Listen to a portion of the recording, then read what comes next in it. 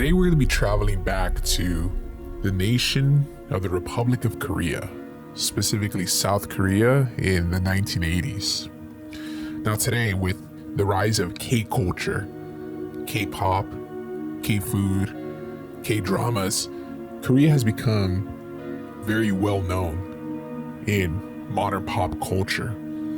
However, back in the 1980s, the idea of Korea was something only seen through the lens of certain American media. When Americans thought about Korea back in the 1980s, the things that came to their mind might have been things about the Korean War, war veterans and their telling of the stories of their battles in major metropolitan cities like Busan or Seoul, and also different depictions such as the popular television show MASH. This type of perspective was something that was very common amongst the Americans and others who saw Korea from a very fixed point of view.